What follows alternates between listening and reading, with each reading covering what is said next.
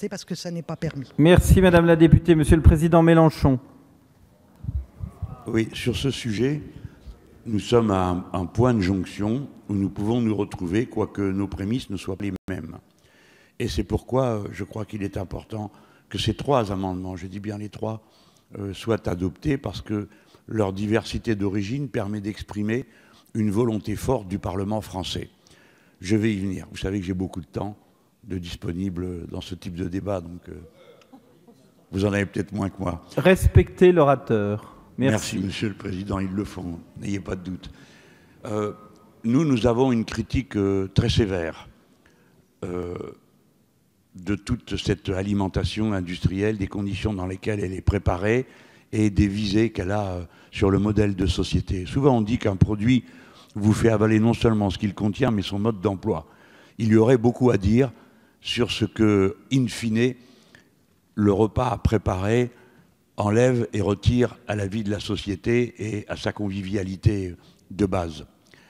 Si nous passons beaucoup de temps à table, monsieur le rapporteur, vous avez raison, sans doute c'est vrai, c'est pas vrai partout, hein, compte tenu de l'évolution des mœurs, de la manière de vivre avec plusieurs emplois fractionnés dans la journée. Ce n'est plus si vrai que cela a été. Mais naturellement, le repas est plus qu'une prise d'alimentation, nous le savons tous. Mais nous sommes aussi le peuple qui passe le plus de temps à chaque repas à parler de ce qu'il a mangé la veille et de ce qu'il va manger le lendemain, vertu que nous partageons avec les Chinois et les Marocains, qui sont des peuples civilisés, puisque c'est souvent par la nourriture et le rapport que l'on a à soi que l'on peut prendre une mesure du degré de civilisation et de douceur que les êtres entretiennent les uns par rapport aux autres. Mais nous avons une critique qui ne tient pas seulement à la façon avec laquelle on s'alimente, mais à la façon avec laquelle est pensée la nourriture industrielle par ceux qui la produisent. Vous avez sur ce sujet, au fond, comme toujours, et sur tous ces sujets, deux écoles. Les uns pensent que par l'incitation et la sollicitation philanthropique, on finit par obtenir des résultats. Bon, nous, non, on ne pense pas ça, on ne croit pas ça. On pense que chaque système a sa logique, et à l'intérieur de ce système et de cette logique, chacun va au plus loin qu'il le peut de la performance qui est attendue de loin.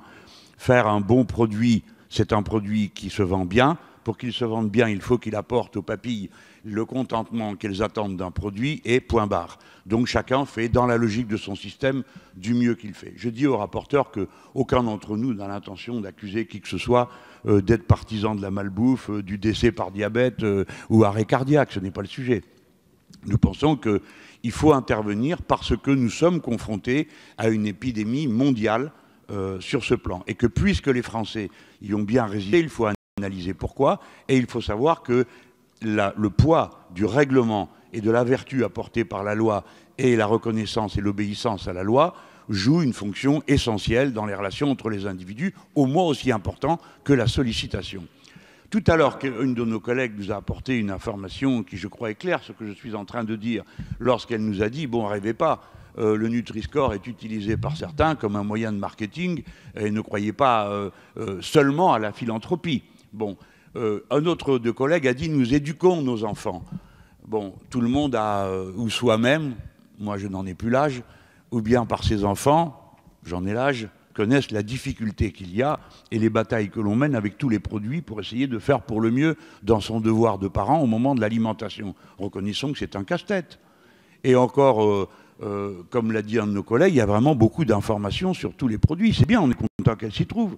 Mais reconnaissons que ceux qui sont en état d'être capables d'identifier la part de protéines, de glucides et de lipides qu'ils doivent absorber dans une journée au vu du nombre de grammes qui est affiché, n'est pas aussi nombreux qu'on le souhaiterait. D'accord ? Donc le Nutri-Score est une simplification qui permet à beaucoup de gens de se repérer. Et au moins, c'est une indication maîtrisable du rouge au vert. Je n'ai pas envie de noircir le tableau, mais quand même, des fois, il faut y penser. Il y a dans notre pays 2,5 millions d'illettrés. Bon, illettré, ça ne veut pas dire analphabète, hein, ça veut dire des difficultés avec la lecture. Pensez-y, collègues, 2,5 millions, 3 millions, du rouge au vert, du vert au rouge, même quand on est un illettré, eh bien, on pense à ses enfants et on veut bien agir et bien faire ses choix. Voilà pourquoi je dis nous sommes à un point de jonction. Vous pensez que l'incitation, pour beaucoup d'entre vous, est une mesure suffisante dans les rapports dans la société. Nous croyons, nous, davantage à la réglementation. Mais à cet instant, nous nous retrouvons pour pouvoir prendre une décision commune. Je viens au risque juridique. Notre collègue a bien décrit ce que serait une procédure sur le terme. Eh bien, admettons, des procédures, il y en a déjà eu. C'est une manière de signaler qu'il y a un problème. S'il y a des procédures, eh bien, il y a des procédures. La procédure, c'est pas la guerre, c'en est même le contraire.